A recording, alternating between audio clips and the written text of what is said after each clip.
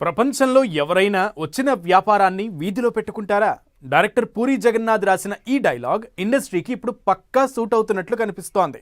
Collections వెంటపడి 100 కోట్లు 1000 కోట్లు పైసా వసూల్ సినిమా అంటూ నిర్మాతలు బహిరంగంగా ఇస్తున్న ప్రకటనలే వారి కొంపలు ముంచుతున్నాయి. ఐటీ రైట్స్తో అప్రమత్తమైన సినీ నిర్మాతలు కలెక్షన్లపై ఓసారి కూర్చుని మాట్లాడుకుంటే బాగుంటుందనే అభిప్రాయానికి వస్తున్నారు. అందరం కలిసి నిర్ణయం తీసుకోవాల్సిన అవసరం ఉందంటున్నారు నిర్మాత దిల్ రాజు. కలెక్షన్ల ప్రకటనలపై ఫిల్మ్ ఇండస్ట్రీ పునరాలోచిస్తోందా? బడా సినిమాల లెక్కలపై ఇక వెనక్కి తగ్గుతారా? దిల్ రాజు వ్యాఖ్యల వెనుక అర్థం అదేనా? ఇండస్ట్రీలో బడా చిత్రం రిలీజ్ అయిందంటే చాలు కలెక్షన్ల సునామీ అంటూ ఓ పోస్టర్ వచ్చేస్తోంది. మొదటి రోజు 100 కోట్లు, 2 రోజులు దాటితే 500 కోట్లు. సినిమా కంటే కలెక్షన్లే ఎక్కువగా కనిపిస్తున్నాయి. సినిమా బాగున్నా లేకపోయినా సంబంధం లేదు, కలెక్షన్ల ప్రకటనలు నిర్మాతలు వేయాల్సిన పరిస్థితి. కానీ ఈ కలెక్షన్లే నిర్మాతలను ఉక్కిరిబిక్కిరి చేస్తున్నాయి.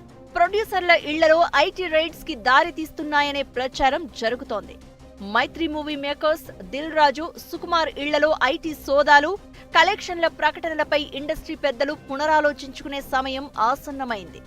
బహిరంగంగా కలెక్షన్ల ప్రకటనలు ఇవ్వడంపై ఓ నిర్ణయానికి వస్తే బాగుంటుందనే అభిప్రాయం వ్యక్తం చేస్తున్నారు. ప్రముఖ నిర్మాత దిల్ రాజు ఇళ్లు, కార్యాలయాలపై ఐటీ సోదాలు ముగిసిన అనంతరం కలెక్షన్ల గురించి ఆయన చెప్పిన మాటలు చర్చనీయాంశమయ్యాయి.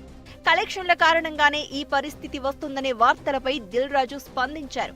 ఇండస్ట్రీలో అందరం కలిసి మాట్లాడుకుంటామని, ఆ విషయాన్ని తాను వ్యక్తిగతంగా కామెంట్ చేయకూడదు అన్నారు. కానీ అలాంటిది ఏమైనా ఉంటే ఇండస్ట్రీ తరపున కరెక్ట్ చేయాల్సి ఉందని చెప్పారు. అది మొత్తం ఇండస్ట్రీ అంతా కలిపి మాట్లాడతాం, అది నేను ఇండివిజువల్గా మాట్లాడకూడదు. అలాంటి ఏదైనా ఉంటే కరెక్ట్ చేయాల్సిందే, ఇండస్ట్రీ తరపున కరెక్ట్ చేయాలి. గతేడాది డిసెంబర్లో విడుదలైన పుష్ప సినిమాతో పాటు సంక్రాంతికి రిలీజ్ అయిన 3 చిత్రాలు కలెక్షన్ల వరద పారించాయని నిర్మాతలు ప్రకటించారు. సంక్రాంతి తర్వాత ఒక్కసారిగా ఇండస్ట్రీ పెద్దల ఇళ్లలో ఐటీ సోదాలు జరగడంతో అందరూ షాక్కి గురయ్యారు. దాదాపు 4 రోజుల పాటు తనిఖీలు జరగడం కలకలం రేపింది.